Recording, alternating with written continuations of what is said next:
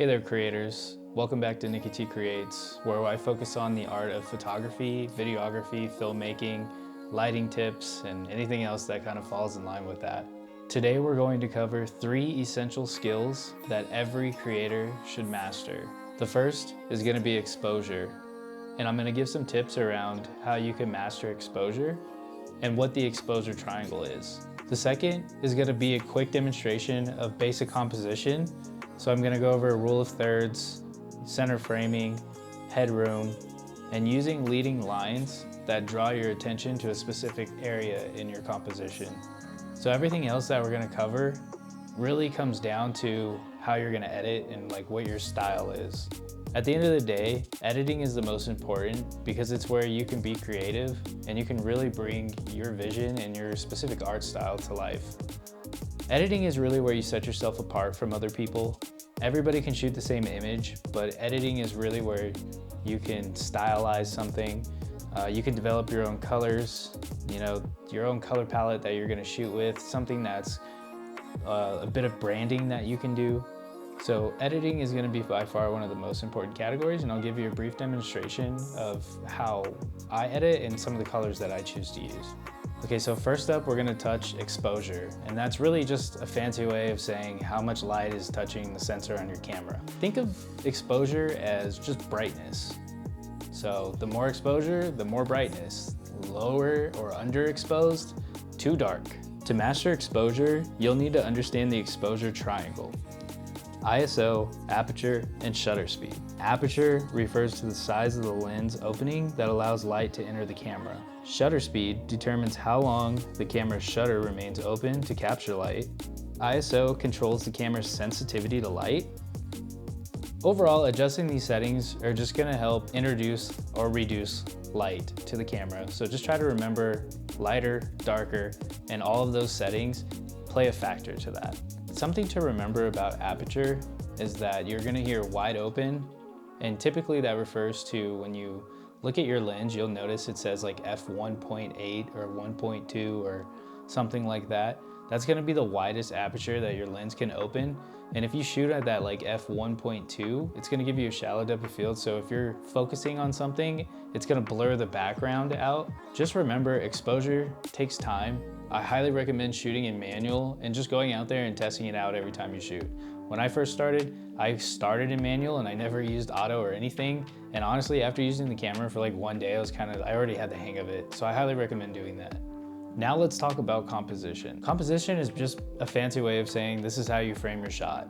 And to be honest, that's kind of what separates a decent photo or an okay photo from a great photo. When you're trying to figure out the composition for a shot, there's some things to remember and some basic principles that are really gonna help you set up your shot. Okay, so I wanna touch on the composition basics that I discussed earlier. So first you'll notice I use foreground right here. Foreground adds more depth to the image. Then you'll notice I actually decided to do a center frame shot here, but what you can do is you can actually crop in a little bit and then you can move your subject here. I'm looking right, so I position myself on the left using these connecting quadrants here. And that's what you call a rule of thirds. You just move it to a third, either left or right. Okay? And then something else that I actually did here when I was framing this shot, when I shot it, you'll notice that the mountains back here are acting as leading lines. So just imagine this. I'm looking to the right, so I shot with the larger side of the mountains on the left, and they're getting smaller, forming that like leading line path in the frame. So this shot would actually also really work if you wanted to do that rule of thirds. And then that really highlights the leading lines, making your eyes follow to the right. And then something I also want to touch on is the proper use of headroom. So imagine if I shot this photo tight like this. So right here, it's a nice portrait, but it seems like you're smushed, right? Like you're kind of squished, and it doesn't give you a lot of context. What you can do to fix that is when you're shooting, take into consideration on your camera, use your grid lines on your camera. And what I do is I position the subject in the middle, and then I always make sure there's an open square above them. And then I know when I get into post, when I'm editing, that I have enough room to work with, and there's always enough headroom, and it really opens up the frame. So your composition, just remember, foreground, leading lines, whether or not you want a center frame or rule of thirds, and then make sure there's enough headroom. And you can, if you shoot with that composition, you can always make adjustments in post, and that's the most important part. It gives you flexibility in your editing. Okay, so finally we get to editing style. Personally, the editing section is probably my most favorite because it's where you get to just kind of stylize and be a little flashy and maybe even show off a little bit. Editing is completely subjective. It's completely up to you as the creator and the artist. You get to decide what colors stand out, what colors to subtract, what kind of crops you want to do, what kind of masking. As you get more advanced, you can remove distractions, and then you can start to develop kind of what your color palette is. Just remember to find an editing style that kind of resonates with you. Honestly, just look up to see what some of your favorite creators are doing and kind of seeing like what their editing style is, and you'll start noticing a pattern in the colors that they use and the types of edits that they're creating using those colors. So if there's more of a moody creator, you're gonna see a lot more like blues. And if they're more of a really peppy, happy creator, you're probably gonna see a lot more bright, like white backgrounds or like a lot of light in the scene. That's gonna be more inviting. Potentially you're gonna see the typical teal and orange. Teal and orange is gonna be for more of those filmmaker style creators that are kind of creating more of that cinematic, stylistic choices. So it's either gonna be like a teal and orange or green and orange or something like that using complementing colors.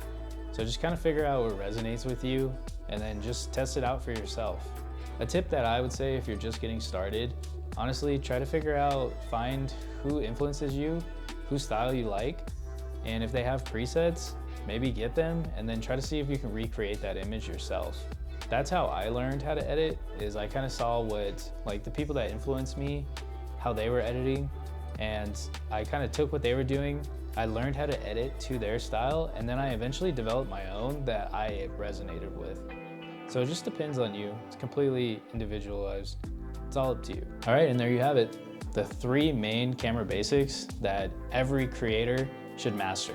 Remember, practice and experimentation are really what's gonna drive the 3 techniques that I discussed with you today home.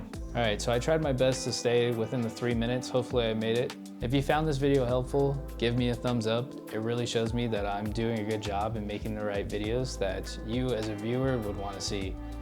And as always, definitely subscribe if you wanna see more videos like this from me, because I'm really passionate about helping other creators, especially newer creators, because I know how difficult it is when you're just getting started and how overwhelming it can feel. And as always, let's create passion. Again, I'm Nicky T. Thank you for stopping by my channel. Peace.